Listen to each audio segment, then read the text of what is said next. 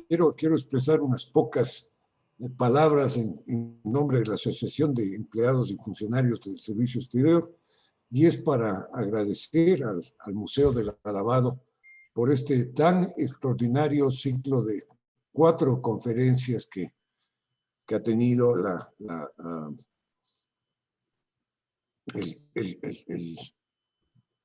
que hemos venido desarrollando en el curso de este mes.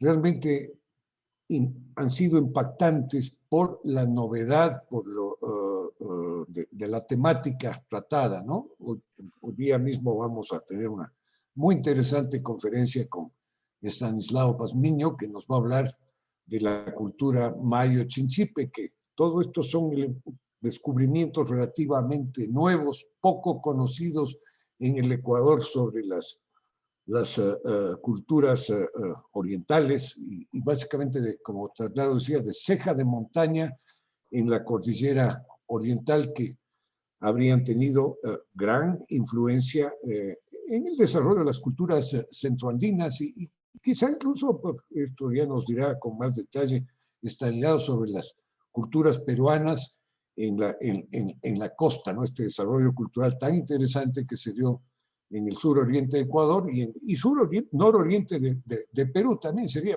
la parte donde la provincia de Jaén, de la que estamos hablando, donde existen vestigios muy importantes de esta cultura que se desarrolló hace más de 3.000 años, contemporánea quizá, no soy un experto, a la cultura valdivia, ¿no? Entonces es una cultura que data de muchísimos años atrás y de ahí la importancia de la conferencia que vamos a tener hoy día con Estanislao. No me queda sino agradecer a todas las personas que han participado en este ciclo de conferencias. Ojalá más adelante podamos reproducir este ciclo a un público más amplio. En todo caso, pues, nuevamente agradecer a todo el personal del Museo del Alabado, a Lucía, a María del Mar Iturralde, a nuestra querida presentadora y a todos quienes han hecho posible este ciclo de conferencias. Gracias. Muchas gracias, qué bueno, gracias. No sé si está Lucía por ahí para generar también el cierre. Le vamos a dar la palabra a Lu y de nuevo retomo, ¿sí? Ya. Bueno, para cerrar este ciclo de conferencias, para las personas que no hayan estado vinculadas a las anteriores, quisiera solamente comentarles acerca del Museo de Arte Precolombino Casa del Alabado, que digamos, en colaboración con la FESE ha producido este ciclo de conferencias. Somos un museo que alberga alrededor de 5.000 piezas arqueológicas, somos custodios de estas piezas y todas las investigaciones que constelan a las piezas, que son multidisciplinarias, desde la arqueología, desde la antropología, desde la historia del arte, desde el arte contemporáneo, desde la cultura popular, necesitan circular dentro de la comunidad científica, dentro de la comunidad de AFESE, dentro de la comunidad del Ecuador y de la comunidad internacional que tiene al museo como, digamos, este faro que va a compartir estos conocimientos que se vayan descubriendo, que se vayan escribiendo, porque ahí está el valor, ¿no? En justamente poder difundirlos. Este es el poner el valor en el patrimonio, ¿no?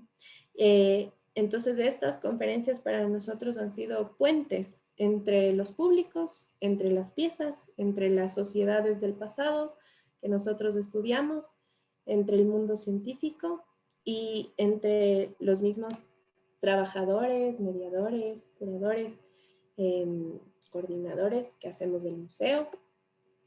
Aquí tenemos otra foto de nuestras salas. Esta es una foto además donde están piezas amazónicas del periodo de integración, ¿no es cierto?, del último de la fase NAPO.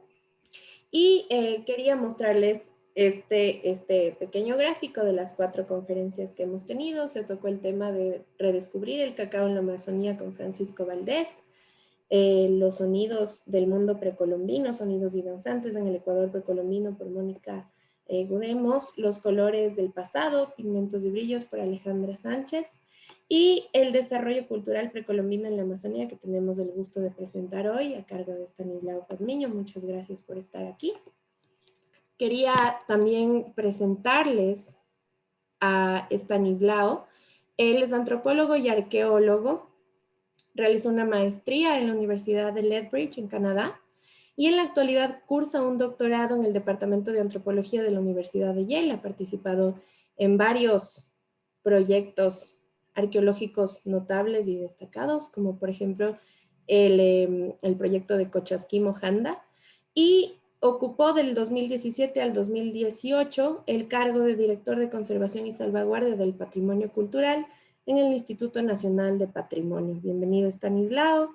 Te doy la palabra, Lucía, para que nos des unas palabras de cierre y después podemos proceder a la conferencia. Gracias, Sara Lue. Muy buenas tardes con todas y todos. Vamos a hacer un cierre previo para darle a Estanislao todo el tiempo que merezca su conferencia tan interesante. Estamos todos a la expectativa. Muchas gracias, Estanislao, por estar aquí. Quiero nada más decir unas breves palabras, agradecer, sumarme a los agradecimientos del embajador Gonzalo Salvador, a los equipos que han hecho posible este trabajo, al equipo del Museo Casa del Alabado, a Sara Lue Acevedo, que ha estado frente a la moderación de todas estas conferencias, al equipo educativo, Elisa Ullauri, que ya no está con nosotros, pero que Pero tenemos presente. tenemos mucho agradecimiento por haber gestado esta alianza, esta colaboración que nos ha permitido acercar a estos patrimonios, a este conocimiento sobre los patrimonios nacionales a diversos públicos, ¿no? Creo que la tarea del museo, de nuestro museo de arte precolombino, es cuidar el patrimonio en un sentido muy amplio. No solo en términos de la materialidad, de cuidar estos artefactos, de restaurarlos, ponerlos en valor, hacer unos protocolos cuidadosos que van a permitir que estos objetos se sostengan en el tiempo, ¿no? Y exhibirlos como los exhibimos con tanto cuidado en unas experiencias que solo pueden tener lugar frente a estos artefactos, ¿no? Para nosotros cuidar el patrimonio, es lo que acaba de decir Lue, es establecer estos puentes, es enriquecer lo heredado, indagar en los artefactos, hacerles preguntas a través de nuestro trabajo de investigación y conectar a la sociedad con la investigación, sobre todo con estos procesos de investigación tan novedosos que han traído los conferencistas a este primer ciclo de conferencias que esperamos que no sea el último. Iniciamos el año con esto y esperamos que podamos hacer muchas más conferencias para los públicos interesados en estos riquísimos temas. Quiero remarcar las 3 conferencias previas, Francisco Valdés, ¿cierto? Un extraordinario investigador que nos permitió como resituar, hacernos las preguntas por recordar en el tiempo, sí, el cacao, mirar la capacidad de la investigación, detrás tocar la historia y enriquecer el tiempo, es decir, no, la investigación nos permite desestabilizar todo aquello que creemos cierto. Esa es la riqueza más grande que tiene el proceso de investigación. Hoy día Estanislao va a enriquecer también nuestro conocimiento sobre la investigación y todo digamos, el vuelo tecnológico que ha tenido la investigación y que nos permite mirar otros sentidos. Mónica Gudemos, de la Universidad de Córdoba de Argentina, nos habló del campo de la sonoridad precolombina. Es un tema que venimos indagando mucho en el museo y que hemos tenido encuentros previos para intercambiar experiencias. Ella también desde la práctica tecnológica y desde el contacto con la comunidad, desde su trabajo antropológico con comunidades, produce este puente entre la investigación y la vida social. Y la ex curadora del museo, Alejandra Sánchez Polo, de la Universidad de Salamanca, también nos permitió acercarnos a ese mundo del color, de las paletas, de la cromática, a manera de una evocación, como planteaba ella, el color como metáfora y símbolo de diversas sociedades. Y hoy cerramos con un colega muy apreciado, con Estanislao Pazmiño, de la Universidad de Yale. No voy a contar, ya lo presentaron, pero antes de cerrar quiero nada más hacer este reconocimiento a los expositores, a los conferencistas que han enriquecido tanto nuestra mirada del mundo precolombino y un agradecimiento muy especial al embajador Gonzalo Salvador por haber permitido este primer ciclo de conferencias que hoy cerramos con altura. Así que muchas gracias a todos, a todas, y le vamos a dar la palabra a Estanislao para escucharle con mucha atención. En este momento voy a dejar de compartir pantalla, Estanislao, para que puedas hacerlo tú. Gracias, Lu. Gracias, Lucía. Buenas tardes a todos. No sé si pueden ver mi presentación.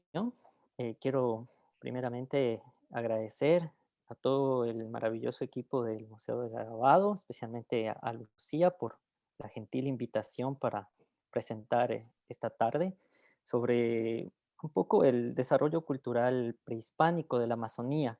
Eh, me, Voy a hacer una revisión un poco breve de lo que ha sido un poco la historia de investigación en la Amazonía ecuatoriana para pasar luego a enfocarme especialmente en la zona del Valle del Alto Upano, en donde últimamente las investigaciones arqueológicas han podido tener la ayuda, la gran ayuda de la tecnología, especialmente la tecnología LiDAR, para poder visualizar más allá de lo que los arqueólogos podemos hacer en el campo cuando le recorremos a pie estos parajes de nuestro país.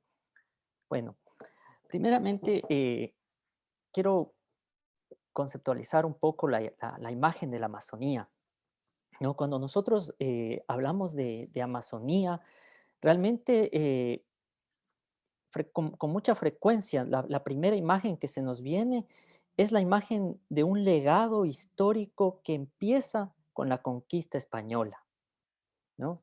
Cuando los españoles llegan en su afán de conquistar los nuevos territorios a Sudamérica, se encuentran con el esplendor del imperio inca, ¿no? Que se había expandido en toda la zona andina, eh, y en cierta manera se encontraron maravillados por las notables construcciones arquitectónicas, por sus palacios, por la calidad artística de su cerámica, eh, y también por la gran infraestructura que habían logrado durante ese periodo.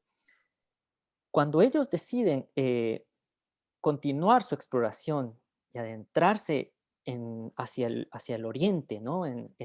En los bosques tropicales, en las tierras bajas amazónicas, este panorama cambia y obviamente causó una imagen que frecuentemente fue descrita en términos bastante adversos o negativos, ¿no?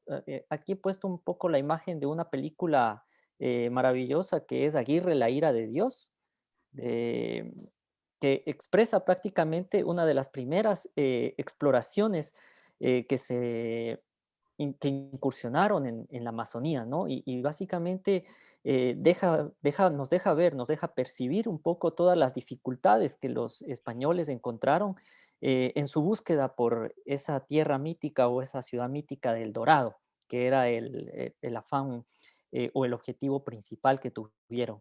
Entonces, claro, la primera imagen de la Amazonía que comenzaron a construir era la de un paraje totalmente adverso, eh, de un bosque bastante denso, complejo, difícil de atravesar y cuyas sociedades o las sociedades que albergaba en estos espacios fueron retratadas para la época en términos de salvajismo, ¿no? Entonces fueron consideradas sociedades de organizaciones o estructuras sociales simples y fueron asociadas a prácticas relativamente salvajes, con sistemas rituales y religiosos bastante simples, ¿no? En comparación, obviamente, con lo que habían encontrado previamente en los Andes. Entonces, este contraste inicial lamentablemente cambió poco durante toda la historia que hemos vivido, ¿no? Hasta la actualidad. Y todavía muchas de nuestras ideas o de las nociones que tenemos de la Amazonía es como una alfombra uniforme, totalmente verde, ¿no? En la que los pueblos siguen teniendo una organización social bastante simple y que es difícil de diferenciar entre uno de otro, ¿no? Entonces, para nosotros todavía nos llega esa imagen de sociedades bastante homogéneas en sus estructuras políticas y que apenas se diferencian por sus prácticas en la elaboración de algunos rituales, danzas o en su vestimenta, ¿no? Entonces, esa es un poco la imagen que nosotros hemos venido construyendo de la Amazonía.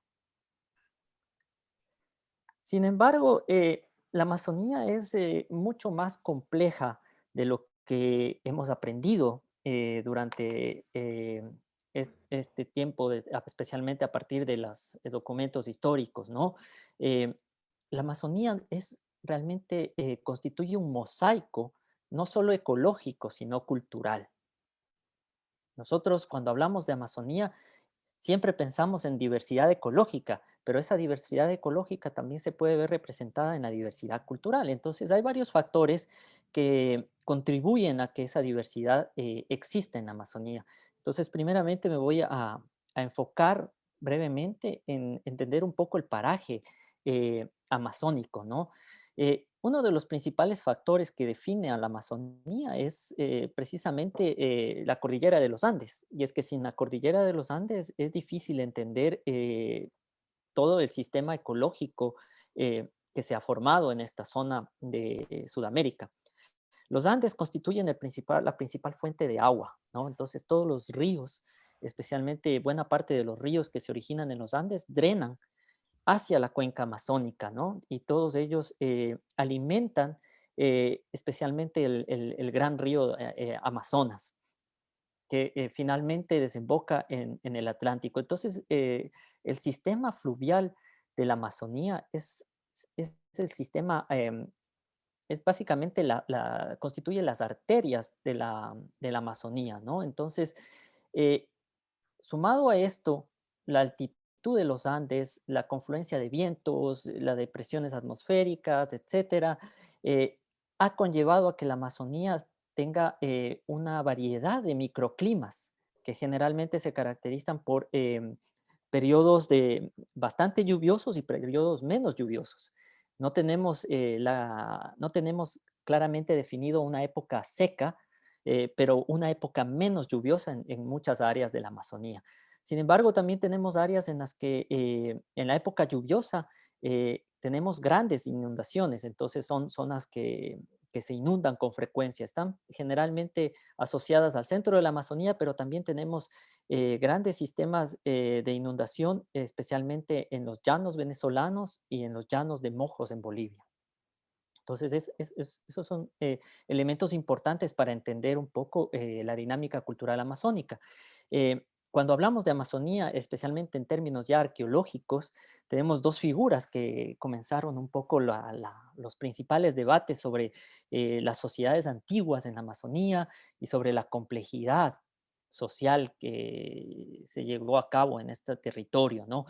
Una de las principales investigadores fue Betty Meggers, eh, y, y su trabajo seminal básicamente constituyó este libro, o fue compilado en este libro que se llama Amazonía, Hombre y Cultura en un Paraíso Ilusorio, así en la traducción al español, en la que básicamente su propuesta reflejaba un poco su herencia herencia académica de ese entonces, que era un poco evolucionista, pero también determinista ecológica, ¿no? Entonces, para ella, la Amazonía, los suelos de la Amazonía eran demasiado pobres para albergar sociedades complejas, con grandes poblaciones, con importantes núcleos urbanos, etcétera, ¿no? Y quizás las únicas áreas que tenían buenos suelos para la agricultura y obviamente que podían tener elementos importantes para albergar poblaciones extensas eran las zonas inundables, porque luego de los periodos de inundación, los sedimentos que dejaban las inundaciones generaban nutrientes para el suelo y por lo tanto eh, generaban suelos muy fértiles en términos agrícolas, ¿no? Eh, esta idea fue por mucho tiempo seguida, ¿no? Inclusive todavía hay grupos de arqueólogos o de investigadores que se apegan un poco más a sus propuestas iniciales. Sin embargo, también por el otro lado tuvimos el aporte de investigador Donald Lathrop, quien, al contrario de Betty Meggers, vio en la Amazonía una posibilidad de ser un laboratorio cultural y ecológico muy importante en el que pudo germinar sociedades o elementos culturales que luego determinaron la explosión cultural, no solo en Amazonía, sino en los Andes también, ¿no? Entonces, un poco Donald Lathrop tomó a la inversa los planteamientos de Meggers y definió que sí, que de hecho habían elementos culturales en Amazonía muy notorios que estaban reflejando o nos llevaban a pensar que la Amazonía generó un importante aporte en el desarrollo cultural de los pueblos, no solo del área amazónica, sino también del área andina, ¿no? Es por eso que Donald Lathrop, en su papel de tratar de ligar los elementos que había encontrado, especialmente en la Amazonía, también trató de encontrar la relación, por ejemplo, en las tierras tropicales de la costa ecuatoriana, ¿no? Y estuvo muy ligado a las investigaciones del equipo de arqueólogos que investigó Real Alto, ¿no? En la costa ecuatoriana. Entonces, ahí pudimos observar un poco la influencia que él tuvo, ¿no? Entonces, mientras Betty Meggers nos enfocaba una Amazonía en la que nos reflejaba un paraíso ilusorio donde realmente la pobreza de los suelos no permitía el desarrollo de sociedades complejas y sobre las que ella pensaba que elementos de sociedades que alcanzaron un importante desarrollo cultural en la Amazonía eh, eh, se explicaban por una difusión desde los Andes. Donald Lathrop en el otro lado nos decía, no, no, en la Amazonía existieron las condiciones necesarias e interesantes para poder desarrollar y eclosionar estos sistemas culturales propios que luego influenciaron en otras áreas de Sudamérica. Más allá de este gran debate que se llevó por mucho tiempo, ¿no? Todavía la imagen de la Amazonía había sido bastante reducida a estas difusiones culturales, ya sea desde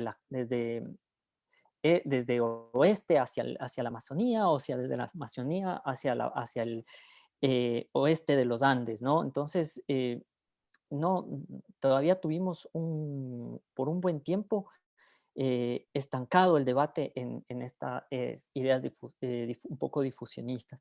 Sin embargo, en las últimas décadas, la investigación arqueológica en la Amazonía ha llegado a otros niveles y ha aportado o ha dado importantes elementos de análisis que nos van llevando un poco más hacia esa idea del mosaico cultural, ¿no?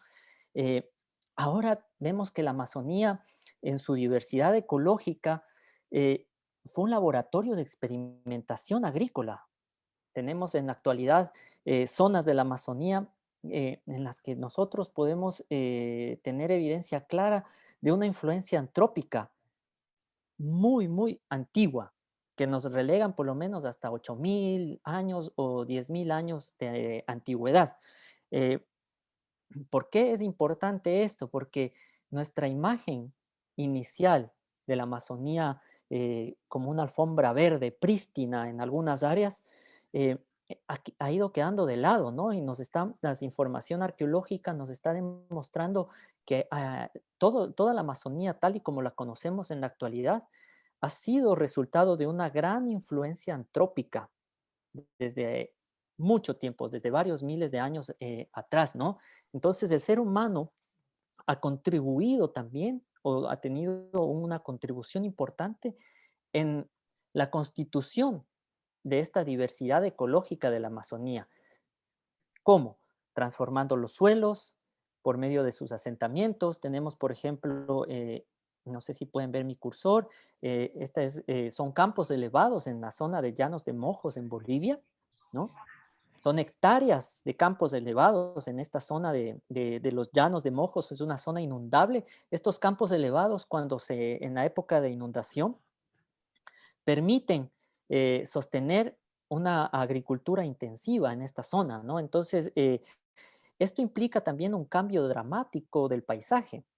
La construcción de estos elementos, de estos rasgos para hacer campos productivos, que han sido datados por más de 2000 años de antigüedad, ¿no? En muchos casos, nos está dando un mensaje claro que la transformación de estas zonas en la Amazonía por el ser humano tiene una historia bastante profunda. En otro lado, en la zona del Alto Xingu, recientemente los análisis del LiDAR, ¿no? Con la tecnología LiDAR, nos han permitido identificar una serie de construcciones, aldeas conectadas con caminos, conectadas con iguales zonas de cultivo, con zonas probablemente para realizar piscinas para también que en las épocas de inundación atrapaban a los peces y les permitían subsistir a estos pueblos, ¿no? Entonces vemos una compleja transformación de estos entornos y parajes en esta zona también de la Amazonía. En la desembocadura misma del río Amazonas, en la isla de Marajó, uno de los sitios que también había trabajado Betty Meggers, tenemos también evidencia de montículos, ¿no? Que se constituyeron por una larga ocupación humana y donde estos montículos albergaron asentamientos enteros con complejas costumbres funerarias, complejos vínculos hereditarios, con un sistema social eh, bastante, bastante complejo también y bastante Perdón, diferenciado entre Estanislao, ¿te sí. puedo hacer una pregunta? Claro, O sea, ¿cómo sabes que esta gente tenía formas de enterrar a los muertos? por, ah, precisamente en la fotografía ustedes pueden ver las urnas funerarias que han sido encontradas, ¿no? Tenemos zonas de enterramientos bastante claros en la zona de Marajó, en las que podemos ver diferentes formas. Parte de los individuos fueron enterrados en urnas, otros fueron depositados junto a estas urnas, entonces implica diferencia en el cuidado que les dieron a sus muertos y también esto posiblemente estuvo vinculado también con sus ideas religiosas, ¿no? Sobre la muerte. Recientemente, Estanislao, sí, una preguntita, disculpa. Esta fotografía que está aquí en la pantalla a la derecha superior, ¿a qué sitio corresponde exactamente? Marajó, ¿Y dónde queda eso exactamente? el Disculpa la ignorancia. no, no, no, con mucho gusto. El Marajó es una de las islas más grandes que queda en la desembocadura del río Amazonas, ¿no? Y precisamente al ser una isla en la desembocadura del río Amazonas, es una isla gigantesca que tiene inclusive campos y áreas fértiles que en la época baja del río permite una agricultura también importante, ¿no? Sin No sé si embargo, estoy bien, Marajó se escribe con J y dice con que está, J, y dice perfectamente. que está situada en la costa atlántica de Brasil. Sí, en Brasil, en la Ah, en desembocadura del río Brasil. Yo pensé que Amazonas. hablabas del Ecuador, pero bueno, No, bueno, no, no. disculpen, adelante. Sí, en otra Perdón, una zona, pequeña interrupción, Estanislao. Quería sí. decirles a nuestros participantes, a nuestro distinguido público, que todas las preguntas y comentarios que vayan surgiendo, las anoten en el chat y serán respondidas al final de tu presentación para que esta sea dinámica y podamos proseguir en orden. Muchas gracias. Con gusto, no hay problema. Eh, Recientemente también uno de los sitios que ha salido a la luz, especialmente en varias revistas científicas, fue el descubrimiento de las pinturas rupestres en Colombia, ¿no? En la Sierra del Chiribiquete, que realmente no es un descubrimiento de hace un año o 2 años, ya vienen trabajando en esta zona como más de 10 años, ¿no? Y cada vez existen paredes nuevas que se siguen descubriendo porque son unas formaciones rocosas increíbles. Esta zona también nos habla de un sistema, de áreas especiales en la Amazonía, áreas de encuentro de culturas, áreas simbólicas, áreas sagradas, áreas en las que no necesariamente la gente habitó, pero quizás constituyeron áreas como de peregrinaje, ¿no? en las que las culturas antiguas fueron hacia esas áreas porque se identificaron como espacios sagrados, ¿no? De sus ancestros, pero también constituyeron, al ser estos espacios sagrados en general, no solo para una, sino para varias culturas, constituyeron puntos de encuentro cultural, de intercambio cultural interesantes, ¿no? Y obviamente, por ejemplo, otro de los casos para terminar quizás con esta perspectiva introductoria amazónica en general, es el caso de Santana, la Florida, ¿no? Solo para ponerles como un ejemplo, en el que también hemos encontrado arquitectura monumental y asentamientos en la ceja de montaña, en el borde más occidental de la Amazonía, en la que también estamos viendo un asentamiento bastante antiguo, ¿no? Estamos hablando de más o menos 5.000 años de antigüedad desde el presente.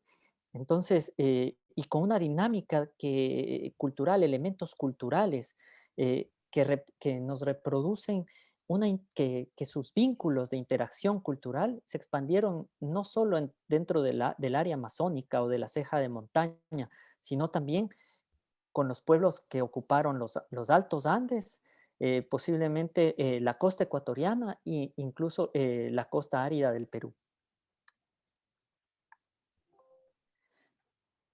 Bueno, aquí un poco rápidamente, este es el Ecuador dentro de la Amazonía, entonces vamos ahora a ubicarnos un poco más en esta área de aquí. La arqueología de la Amazonía ecuatoriana también tiene una historia de poco más de, ya, bueno, van a ser ya 70 años de trabajos arqueológicos casi, ¿no? Continuos. Uno de los principales o de los nombres que se viene a la mente cuando hablamos de la arqueología amazónica por por la gran cantidad de trabajos que realizó es la de Padre Porras, ¿no? Padre Pedro Porras, que estuvo afiliado con la Universidad Católica, realizó numerosas excavaciones arqueológicas en diferentes puntos de la Amazonía, ¿no? Y el legado que nos dejó, pues dejó en evidencia una gran riqueza cultural de la Amazonía y también una gran profundidad temporal en el desarrollo de los grupos prehispánicos de la Amazonía, ¿no? Entre las zonas principales, pues tenemos la zona de Cozanga, ¿no? En el Valle de Quijos, el Valle del Quijos, con una importante área de asentamientos prehispánicos, muchos de ellos asociados a épocas del periodo de desarrollo regional y periodo de integración. Tenemos también en el Valle de Cotundo, en la misma zona o cerca, en la zona aledaña al Valle de Quijos, un gran número de petroglifos que nos ha quedado como herencia de una gran actividad que nosotros asociamos como una actividad ritual, ¿no? Pero el número de petroglifos en esta zona es una de las áreas que mayor número de petroglifos alberga, ¿no? Por otro lado, en la parte un poco más norte, solo para enumerarles entre las principales culturas arqueológicas de la Amazonía, tenemos la cultura Napo, ¿no? Que estuvo ya para la época tardía y que se asentó principalmente en las riberas del río Napo, que también son bastante ricas en suelos para el cultivo, ¿no? Y de la cual tampoco conocemos muchos datos, especialmente sobre las formas de sus asentamientos, ¿no?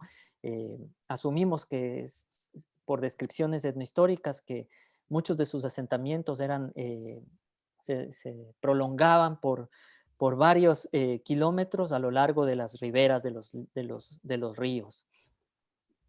En la parte centro-sur del país tenemos el Valle del Alto Pano, que es en el que me voy a concentrar un poco más adelante, que también tiene una larga historia de ocupación, ¿no? Especialmente llama la atención los montículos, aunque investigaciones mucho más recientes que se han venido dando, especialmente por el equipo de arqueólogos del ICIAM, en la zona de Napo, también de Pastaza, han venido revelando evidencia arqueológica que data de 2000 años antes de Cristo, ¿no? En algunos casos, ocupaciones muy antiguas, evidencia de ya el inicio de una agricultura un poco más intensiva en estas zonas y también de centros o de asentamientos un poco más nucleados también en estas áreas.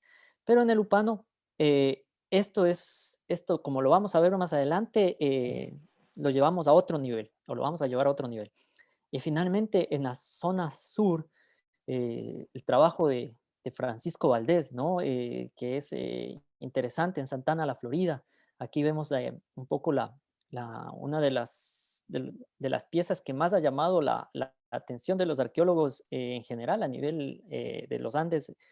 eh, Esta botella de hace estribo, especialmente nos llama la atención por sus características eh, iconográficas.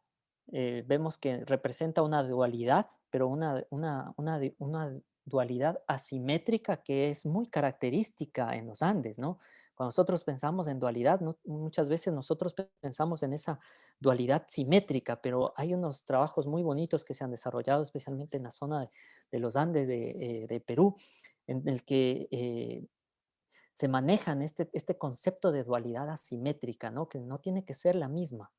Tiene que cumplir ciertos patrones de asimetría y eso reproduce también a la final elementos que van a equilibrar las relaciones sociales en las culturas andinas, ¿no? Pero esos elementos que vemos aquí son muy interesantes, ¿no?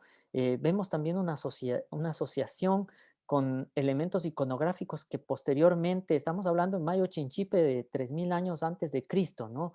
Que posteriormente vamos a ver representados algunos de, eh, de estos elementos en Chavín, ¿no? En el gran centro de Chavín de Huantar y la importancia que tuvo Chavín como un centro de expansión ideológica y religiosa en los Andes, ¿no?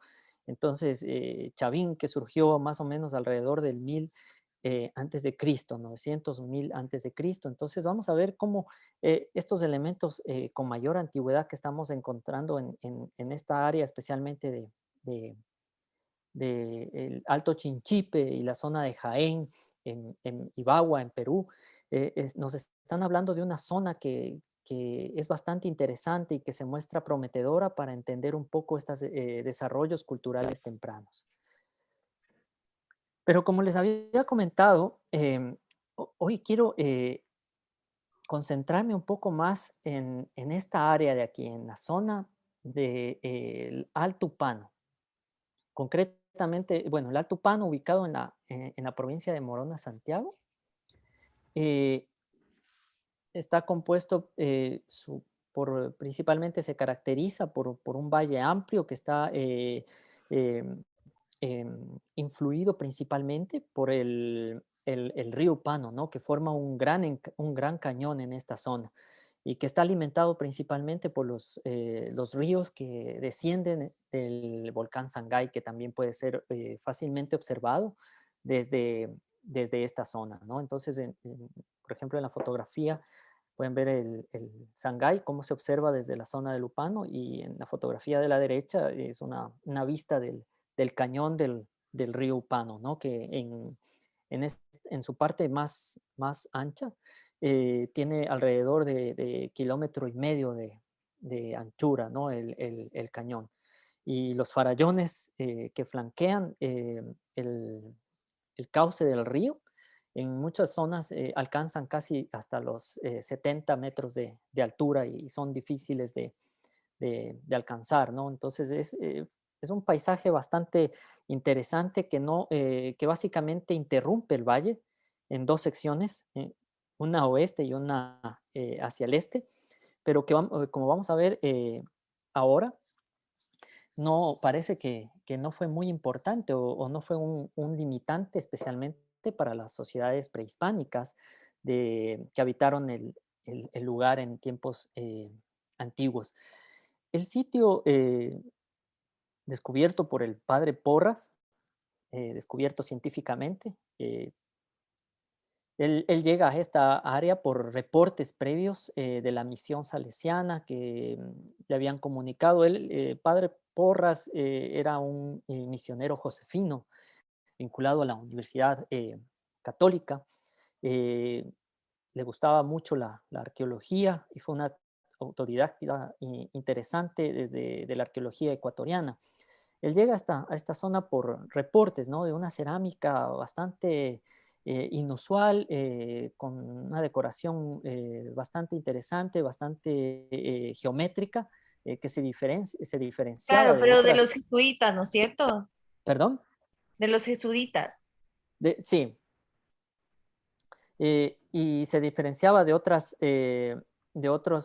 cerámicas que se habían visto en la Amazonía, ¿no? Pero lo que no se imaginó era que cuando llegaba al lugar, lo que iba a encontrar era algo diferente también, y especialmente estaba marcado por este tipo de construcciones, estos montículos en el terreno. Eh, un terreno relativamente plano, de repente se veía interrumpido por una serie de montículos de tierra que a simple vista parecían naturales, pero cuando uno podía estar en un área despejada, inmediatamente distinguía que estos montículos no eran una creación de la naturaleza, ¿no? Y tenían fueron consecuencia de una creación artificial por mano del ser humano.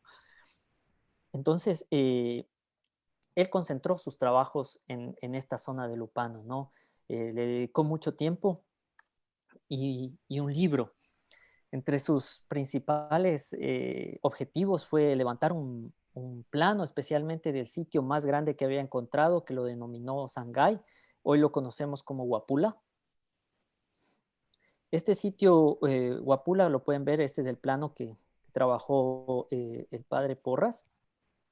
Se caracterizaba por una concentración de montículos en una forma muy particular, ¿no? Eran montículos rectangulares, alargados, generalmente entre unos 30, 40, 50 metros, algunos mucho más prolongados de largo, por unos 16 metros de ancho en muchos casos, y una altura que oscila más o menos entre los 6 a 12 metros de altura, en algunos casos más altos, ¿no? Pero lo interesante es que el patrón que formaban estos montículos era de 4 montículos alargados encerrando una plaza, una gran plaza rectangular central, ¿no? Entonces, a estos estaban complementados, el sitio era complementado por unas zanjas que recorrían de manera totalmente recta por el medio de la selva, ¿no? Entonces, para ese tiempo no se distinguía realmente qué eran y lo que distinguió Porras fue que muchos de ellos podían haber sido caminos y otros podrían haber sido usados como zanjas de desagüe, ¿no? Para sacar la humedad o el agua excesiva en la época de lluvias. Sin embargo, Porras lo que se fijó también es que su esquema, una vez que él hizo el mapa, él creyó ver dos figuras, ¿no? Dos geoglifos, ¿no? El de un hombre, que lo pueden ver acá, ¿no? Y una hembra jaguar. Entonces, cómo lo interpretó era, él vio que estos montículos estaban representando a un hombre en trance de cópula con una hembra jaguar, ¿no? Eh, Esa interpretación, él le dio mucha fuerza y básicamente le llevó a decir que este era un sitio ceremonial, sagrado, ¿no? En honor al Sangay, pero también en honor a estas representaciones de la fertilidad que estaban expresadas por esta iconografía compleja de los montículos, ¿no? En la actualidad, los nuevos trabajos se han desechado un poco esta idea, no existe, o al menos en un trabajo de campo mucho más conciso, no se puede ver ya las formas presentadas por Porras, ¿no? De hecho, el trabajo posterior del equipo de Ernesto Salazar y Stefan Rosten realizaron un nuevo levantamiento de un mapa donde muchas de estas formas iniciales que había visto porras, no eran perceptibles de la misma manera en las que fueron perceptibles para el padre, ¿no? Sin embargo, no dejaba de ser importante. El sitio constituía un gran asentamiento.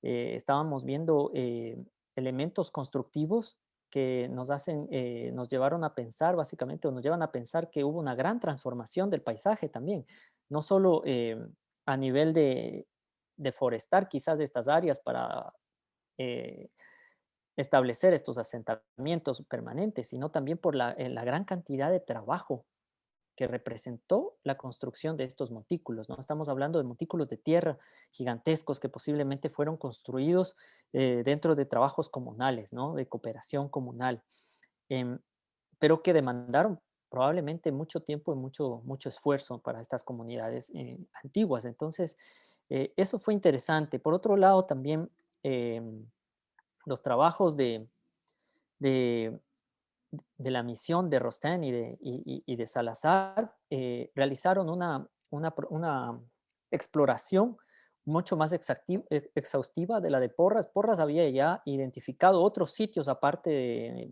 del sitio de Huampula, ¿no?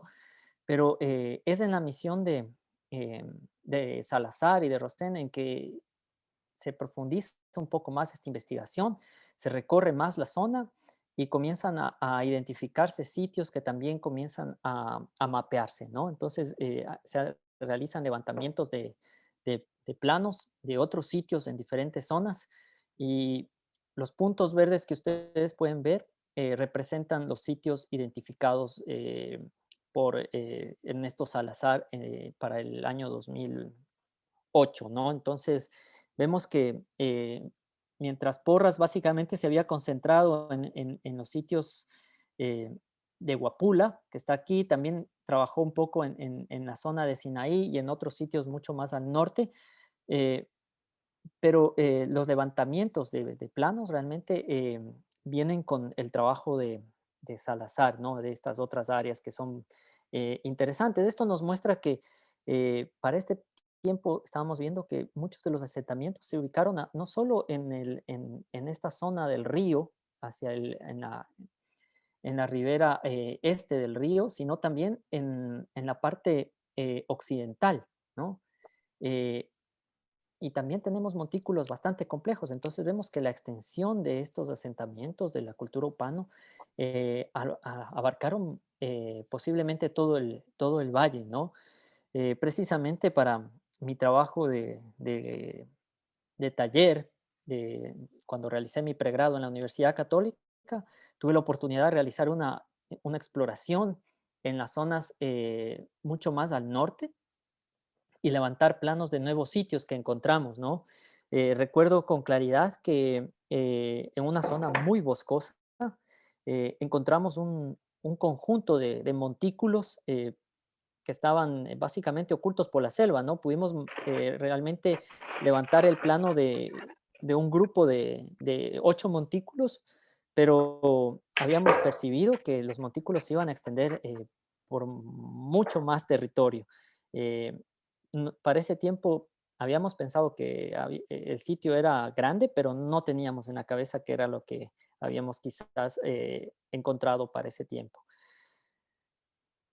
Las investigaciones de Salazar y Rostand también generaron una cronología, identificaron 4 ocupaciones diferentes, 4 culturas que ocuparon el valle, ¿no? La más antigua, Sangay, representado por este tipo de cerámicas. Luego la ocupación Upano, que se cree que inicia alrededor del 600 antes de Cristo y termina alrededor del 400 después de Cristo. Que está representado por especialmente una cerámica con una decoración de pintura roja entre líneas incisas, ¿no? Que tiene una decoración bastante geométrica. Luego tenemos una ocupación posterior, Quilamope, que es muy poco entendida, no conocemos casi nada sobre esta ocupación, al igual que la de la ocupación más temprana, Sangay, que está caracterizado por este tipo de cerámica. Y finalmente, después de un periodo de abandono del sitio, alrededor del 800 después de Cristo, Llega la cultura Huapula, que se ubica en la zona hasta el 1200, y su cerámica está caracterizada por este tipo de cerámica corrugada, que en general está asociada con los grupos, con la cerámica que también, o mejor dicho, con los grupos de filiación Shuar de que ocuparon la zona, ¿no? Entonces, posiblemente los Shuar son herederos de los grupos Huapula, pero estos, como les dije, fueron una ocupación muy posterior y mucho más reciente, ¿no? Ahora vamos a concentrarnos un poco más en esta ocupación upano, que es, porque es aquí donde comienzan a construirse estos montículos artificiales que tanto llaman la atención. Y es que recientemente, hace unos años atrás, en 2015, se realizó un proyecto de mapeo LiDAR en la zona por un equipo ruso y en cooperación con el Instituto Nacional de Patrimonio Cultural. Esta tecnología LiDAR está basada en pulsaciones de rayos láser, ¿no? Pulsaciones láser que van y vienen, que se envían desde un aparato montado sobre una avioneta, y estas pulsaciones envían el láser hacia el terreno y lo reciben inmediatamente, ¿no? Estamos hablando de velocidad de la luz. Entonces, estas pulsaciones ocurren en un lapso de tiempo de varias pulsaciones por segundo, y esto permite ir escaneando el relieve del terreno, ¿no? Eh, la ventaja de las pulsaciones LiDAR es que la tecnología LiDAR permite en la mayor parte de los casos atravesar la cobertura vegetal, nos permite atravesar la cobertura vegetal y nos da básicamente una radiografía del relieve del terreno sin cobertura vegetal. No importa que existan árboles, el LiDAR atraviesa un poco la capa vegetal de los árboles, la cubierta vegetal, y nos da una imagen del terreno. Entonces, ¿qué es lo que sucede? Aquí tenemos los puntos generados por la imagen LiDAR, pero cuando se procesa esta información, eh, nos revela qué es lo que esconde el terreno. Entonces, precisamente con la tecnología LiDAR podemos visualizar con mucha más definición y claridad toda esta serie de montículos artificiales y estructuras que han sido construidas durante la época prehispánica por los grupos hupanos, ¿no? ¿Qué es lo interesante en este caso? Es los números, ¿no? Este es, como pueden ver en el mapa, esa es la extensión, este es el cuadro sobre el cual se realizó los vuelos para obtener información LiDAR, ¿no? Esta parte, esta porción del valle, es una porción pequeña del valle. Y solo en esta porción se han identificado más de 6.400 montículos rectangulares, 1.600 lomas aterrazadas, que son lomas naturales en las que la parte de la cima de las lomas han sido aplanadas posiblemente para poner edificaciones. Tenemos 263 montículos de formas diferentes, 159 plazas y más de 100 terrazas, ¿no? Todos constituyen elementos artificiales. ¿Cómo se ha llegado un poco a estos números? El equipo ruso que estuvo a cargo ha hecho diferentes modelamientos de terreno para poder definir de mejor manera las áreas y confirmar que sean estructuras netamente realizadas por mano humana y que no representen elementos naturales del paisaje. Cuando vemos el mapa un poco, ahora que vemos el mapa, cada punto rojo representa un rasgo o una transformación del paisaje, un montículo, una loma terrazada, un montículo rectangular en el valle. Entonces, vemos que el, el valle estuvo totalmente configurado a partir de estos asentamientos, pero lo más interesante también es que vemos ciertos clústeres o agrupamientos, ¿no? De montículos que posiblemente representan asentamientos antiguos. Cuando lo superponemos al mapa de lo que habían encontrado los arqueólogos cuando realizábamos las exploraciones a pie, la diferencia es enorme, ¿no? Uno de los sitios, sin embargo, uno de los sitios más interesantes o de los hallazgos más importantes fue este agrupamiento que lo vemos aquí al norte y que no había sido identificado previamente. Es el asentamiento de Conwins. Acá en el círculo rojo inferior vemos el agrupamiento de montículos que señalan el sitio de Huapula que fue descrito desde los trabajos de Porras, ¿no? Y vemos diferentes agrupamientos que también van ocupando diferentes zonas del valle.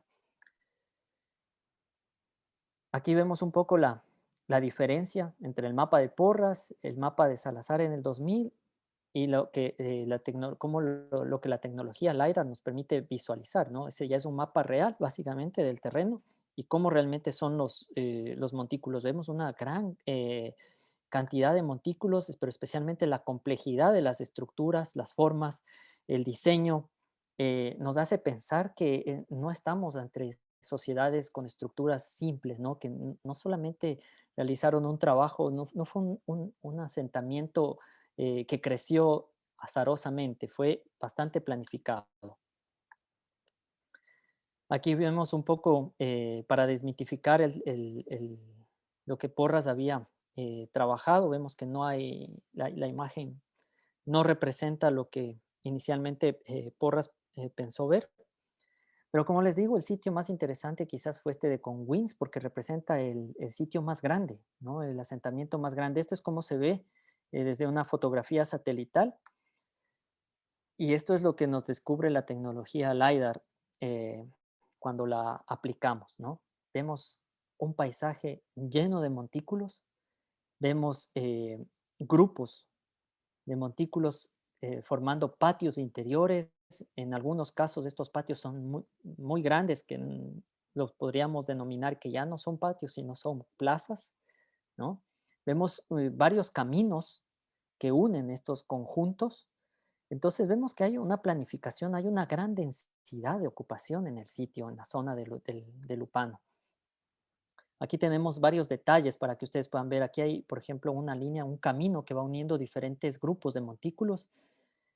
Aquí vemos agrupaciones que nos podrían parecer inclusive como barrios, ¿no? Como zonas con alta densidad de ocupación. Acá también, aquí en cierta manera se sobreponen, ¿no? Que quizás lo que estamos viendo es que algunos montículos se reutilizaron, algunos se dejaron de usar con el tiempo y en la proximidad se montaron nuevos montículos para crear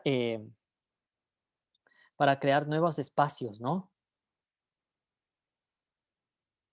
Una característica interesante también son que en todos estos sitios o en los principales áreas donde vemos asentamientos nucleados, tenemos un conjunto de grandes montículos con grandes plazas y todos ellos tienen un montículo central, ¿no? Que parecen ser las áreas más importantes y más ceremoniales de la zona. Cuando les quitamos a los montículos y resaltamos los caminos, nos quedan estos trazados, ¿no? Vemos aquí un camino que va por más de 4 kilómetros, 5 kilómetros de largo, ¿no? Circundando el, el cañón del río Upano. Acá vemos en el área de Huapula una red de caminos. ¿Qué es lo que nos dice todo esto? Realmente, en honor al tiempo, para ir resumiendo, estamos viendo que en esta zona del Upano, en tiempos prehispánicos, tuvimos asentamientos lo suficientemente complejos que representan elementos o características claramente urbanas, ¿no?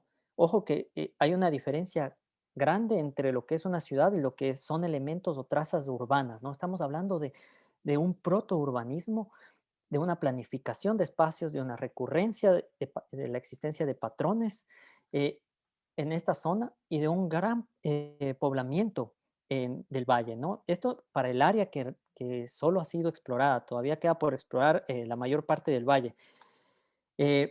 Cuando regresamos nuevamente a la imagen inicial que tenía que teníamos de la Amazonía como un una alfombra verde de simplicidad cultural, donde los pueblos no pudieron alcanzar, no pudieron alcanzar un desarrollo cultural complejo, no pudieron establecer asentamientos grandes y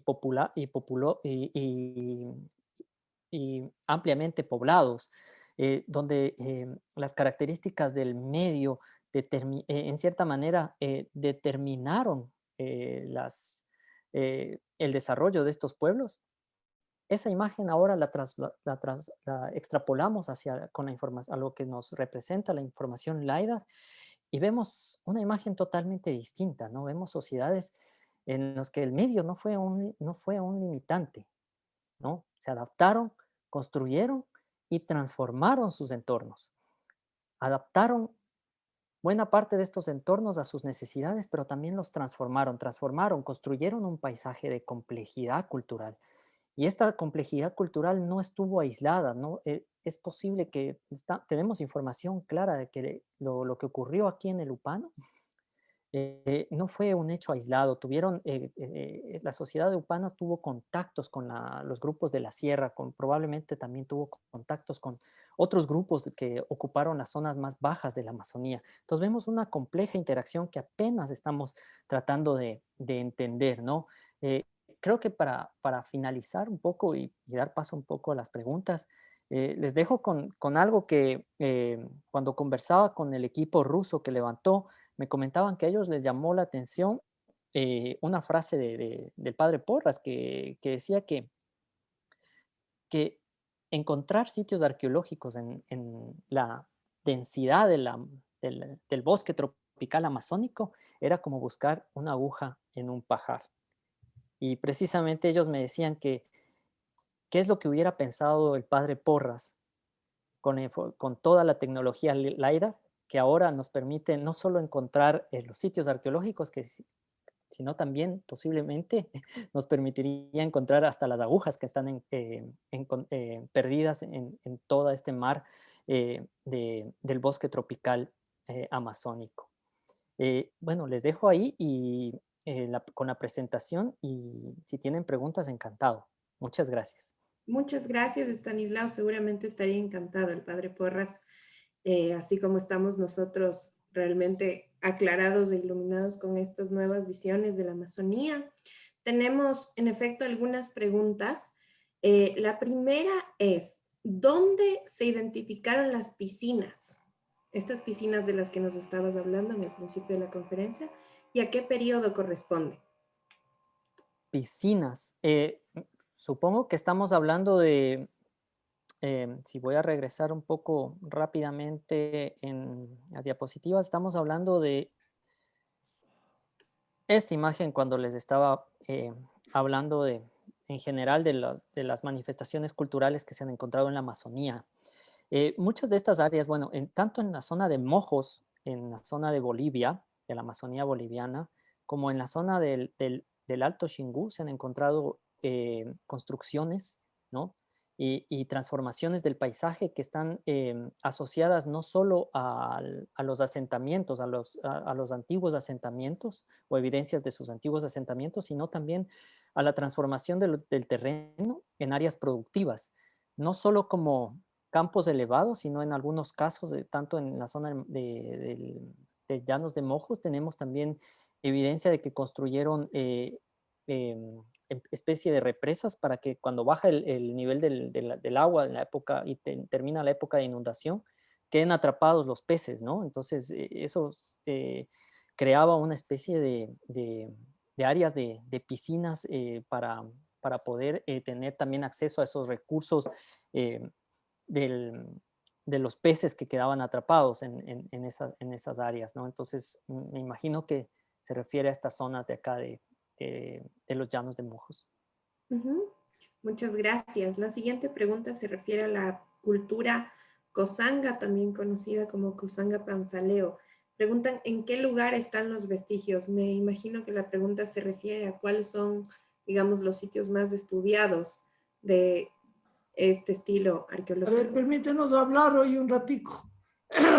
A ver, Estanislao, esto de Sí. que expongan y no dejan preguntar.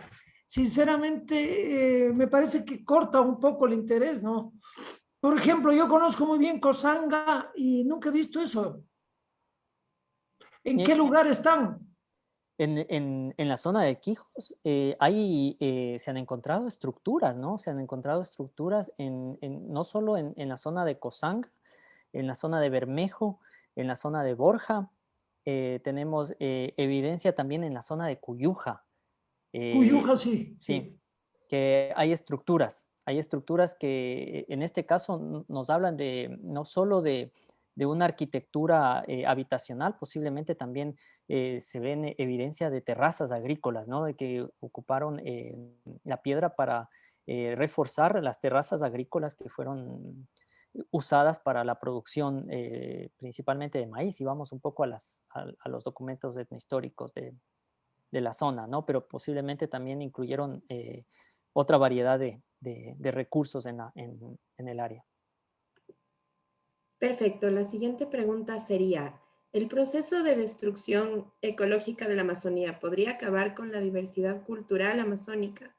¿Qué papel juega la arqueología en detener esta destrucción de la Amazonía? Pregunta Marcelo Ciamaniego.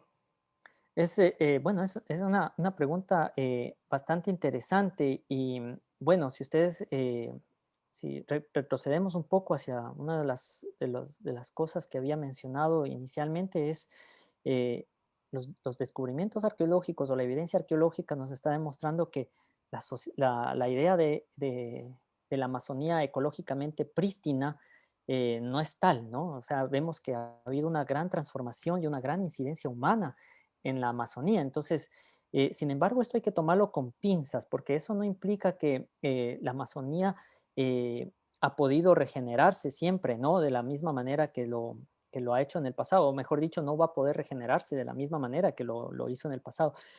La relación y la interacción que los seres humanos en el pasado tuvieron con su ecología, con su medio ambiente, fue muy estrecha, ¿no? Y nos da un marco, un campo de acción en la que se generaba siempre una especie de equilibrio. Estábamos viendo cómo el ecosistema amazónico influyó mucho en las sociedades que se desarrollaron en la cuenca amazónica, pero también estamos viendo cómo estas sociedades transformaron su paisaje, crearon este paisaje y contribuyeron también a la creación de estos paisajes. Por ejemplo, toda esta zona de llanos de mojos, ¿no? El crear estos campos elevados tuvo una incidencia ambiental, pero esa incidencia ambiental nunca puede ser comparada con la incidencia actual de la explotación de recursos y de la gran deforestación a la que está ahora sumida la Amazonía, ¿no? Entonces, eh, en cierta manera, había un espacio mucho más flexible para que tanto las sociedades se puedan recuperar muchas veces de las presiones ambientales, como también eh, los medio ambientes o los entornos amazónicos puedan recuperarse de la gran presión que en ciertos periodos tuvo la gran presión humana que tuvo la Amazonía, ¿no? Entonces daban márgenes para poder recuperarse y poder interactuar. Sin embargo, en la época contemporánea, estos sistemas son mucho más frágiles y especialmente por la rapidez con la que nosotros estamos destruyendo nuestros ecosistemas, eh, está teniendo una incidencia no solo a nivel climático, sino también a nivel cultural, ¿no? Ahora vemos un poco, inclusive, lo que representa esta época de pandemia en los grupos amazónicos, ¿no? Y cómo la pandemia ha afectado no solo a los grupos amazónicos, sino como también la pandemia en Brasil está siendo un caldo de cultivo para nuevas variedades que quizás muchos médicos tienen bastante temor de lo que pueda causar, ¿no? Entonces vemos que hay una afectación a otro nivel, que no puede ser equiparable a cómo se dio en tiempos prehispánicos.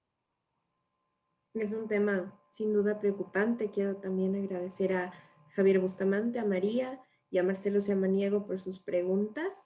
Tenemos una pregunta de Byron Camino. ¿Quién define la cerámica quilanope? Es su pregunta. Sí, Bueno, la cerámica Quilamope está definida por básicamente Stephen Rostein, ¿no? En sus excavaciones, él define esta ocupación, aunque, bueno, o mejor dicho, esta cerámica, este estilo cerámico aparece en la zona de Lupano, ¿no? Que lo tenemos aquí, este de aquí, ¿no? Quilamope, que aparece asociado en muchas de las áreas del Lupano, pero todavía no se entiende bien si constituye en sí una ocupación diferente o es simplemente un estilo que llegó a la zona por un periodo determinado de tiempo, ¿no? Entonces, no eh, lo conocemos a nivel cerámico como estilo, pero no conocemos nada de sus asentamientos, no sabemos cómo se distribuyeron, no sabemos quiénes eran, eh, cuáles eran sus formas de organización social, política, cuáles eran sus formas religiosas. No conocemos casi nada de esta gente, solo a partir, lo único que sabemos es que en esta época de tiempo aparecen estos estilos cerámicos y de hecho no aparecen separados de Upano, ¿no? Aparecen casi en alguna medida en conjunción con los periodos tardíos upanos. Entonces eso creo que es un aspecto que se debe de trabajar con mucho más detalle. Muchas gracias por tu respuesta. Gonzalo Salvador, el embajador, te felicita por la conferencia y pregunta, ¿qué función cumplían tanto montículos, terrazas y plazas? Esa es esa es quizás una de las preguntas del millón, porque más allá de todos los trabajos arqueológicos que se han realizado, que no son, no han tenido una profundidad adecuada en el tiempo, bueno, por recursos, por diferentes factores, también la tecnología en las épocas en las que se realizaron anteriormente no estaba a la mano de muchos investigadores ecuatorianos, no se ha podido determinar, de hecho, la función exacta de los montículos. Nosotros suponemos que muchos de ellos fueron montículos que se usaron de forma habitacional, ¿no? Para poner las casas y los grandes montículos posiblemente tuvieron una función mucho más administrativa o religiosa, ¿no? Pero evidencia concreta todavía no existe. Es ahí el reto que tenemos ahora como arqueólogos para demostrar un poco qué evidencia tenemos, si existen estructuras que nos puedan nos puedan hablar con mucho más detalle de los rituales que se realizaron, de las formas políticas que tuvieron.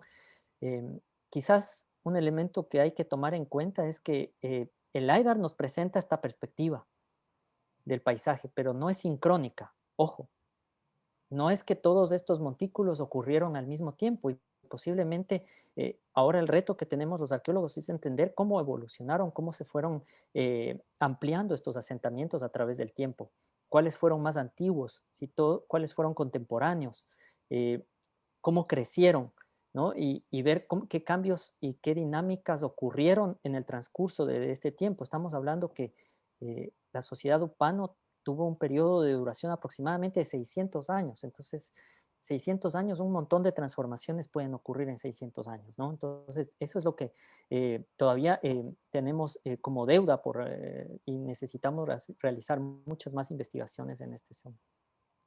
Creo que esta aclaración que nos acabas de dar contesta de cierta manera la pregunta de Lucía Durán, que también te felicita. Ella quiere saber qué investigaciones se proyectan en esta zona y qué pistas nos está dando la investigación al momento. Bueno, yo creo que la investigación ahora en la zona tiene que ir primero a trabajar mucho más los datos que nos ha dejado el LiDAR, ¿no? Recién estamos, por mucho tiempo esta información estuvo inaccesible para los investigadores, ¿no?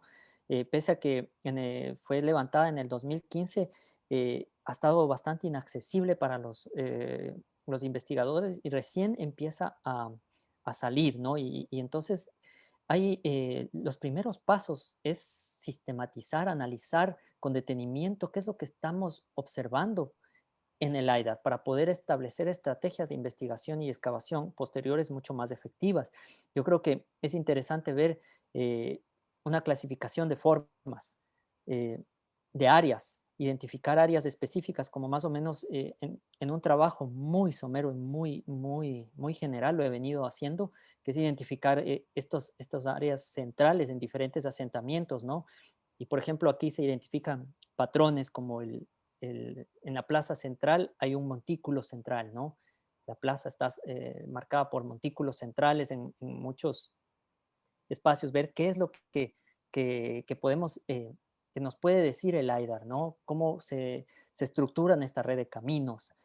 Hay zonas que parece que nos muestran evidencia de que estuvieron con zanjas alrededor, ¿no? Como más o menos, y posiblemente incluso muros, posiblemente defensivos, no sabemos. Pero es interesante, entonces hay diferentes tipos de montículos, hay diferentes elementos del paisaje que tenemos que analizar y sobre eso, sobre ese análisis previo, creo que se pueden definir estrategias para realizar investigaciones a nivel de excavaciones mucho más interesantes, ¿no? Llama mucho la atención en las imágenes que estás mostrando la similitud con la iconografía de la cerámica amazónica tardía, ¿no? Del periodo de integración. Es notoria esa similitud desde mi punto de vista. La siguiente pregunta es de Ingrid Escobar. Ella quiere saber qué porcentaje de la Amazonía ecuatoriana habría sido escaneado gracias a este sistema LIDE. Y se prevé que en el futuro próximo se continúe con este trabajo de escaneo. Este trabajo se realizó gracias a mecanismos de cooperación internacional, es su pregunta. Sus Bueno, preguntas. es una buena pregunta.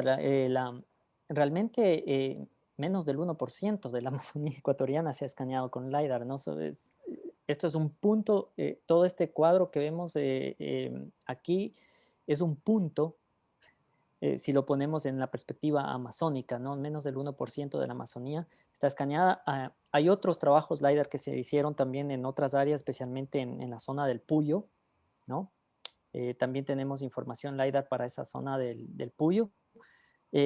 Sin embargo, constituyen investigaciones y proyectos aislados, ¿no? No obstante, creo que en la actualidad hay un programa que es interesante. Hay un programa que está liderado por la Universidad de Colorado, que se llama Earth Archive, que quieren hacer un archivo de la Tierra de LiDAR, ¿no? Entonces quieren básicamente escanear con LiDAR todo la mayor cantidad posible de superficie terrestre y tienen áreas estratégicas para iniciar.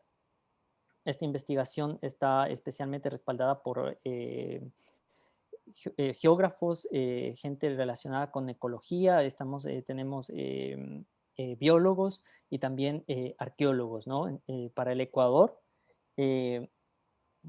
existe una muy buena probabilidad de que inicie muy pronto en los siguientes meses el proyecto piloto para escanear principalmente grandes sectores de la Amazonía, desde la zona que está trabajando Francisco en el sur, la zona todo del Valle del Chinchipe, el área de Zamora, la zona de Nangaritza, el Santiago, Lupano, incluso están pensando áreas del Napo y también alrededor del Cuyabeno, ¿no? Entonces se está planificando un escaneo LiDAR a gran escala.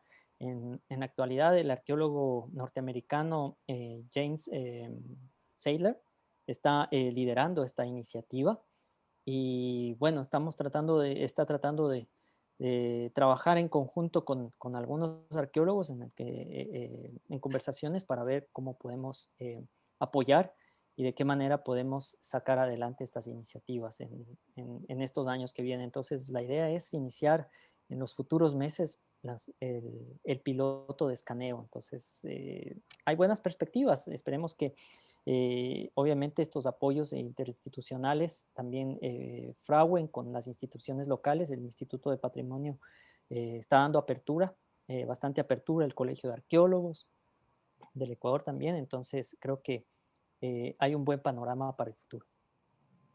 Muchas gracias, Estanislao.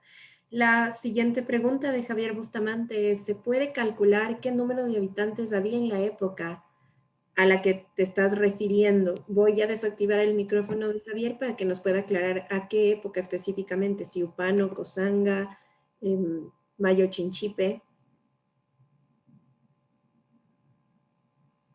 Javier, ¿podría En decir? general, no. En general, ¿qué número de habitantes más o menos había en esa época en todas estas zonas que he mencionado? Bueno, realmente no se han realizado todavía, no hemos realizado ningún estudio para calcular un porcentaje de población, que también es complicado, ¿no? Porque nos puede dar una percepción falsa. ¿Por qué digo esto? Porque como les digo, la imagen que tenemos de todos estos sitios no es sincrónica o no debe de entenderse de forma sincrónica, no es exclusivamente de un momento de tiempo, ¿no? No, es posible que cuando el asentamiento de Huapula estuvo en su esplendor, los otros asentamientos no existían y cuando este decayó comenzaron a expandirse otros asentamientos en otras zonas, ¿no? Entonces, no es con la ausencia con la limitante de información que tenemos en la actualidad, sería muy especulativo el proporcionar o hacer unos cálculos poblacionales para esta época. Por otro lado, recién se están terminando de procesar los datos LiDAR. De hecho, hay una buena parte de la información LiDAR que no está procesada, ¿no? Aquí vemos los puntos, pero a este nivel, como estamos viendo en las imágenes, realmente creo que se ha procesado el 30% de lo que se levantó, ¿no? Entonces, se requieren recursos, tiempo, más esfuerzos y como les digo, recién se están permitiendo el acceso a investigadores a este material, a esta información, para poder contribuir con con nuestra investigación, ¿no? Entonces es muy, muy difícil tener un aproximado, ¿no? Yo no me atrevería todavía a hacer ningún cálculo hasta no tener más información clara, especialmente sobre las dinámicas culturales y cómo se desarrolló en los 600 años esta cultura en esta zona.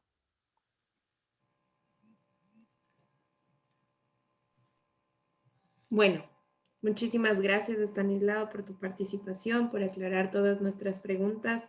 Han sido sin duda intervenciones muy interesantes y preguntas maravillosas. Y te agradecemos formalmente de parte del Museo Casa del Alabado. Agradecemos también a la FESE.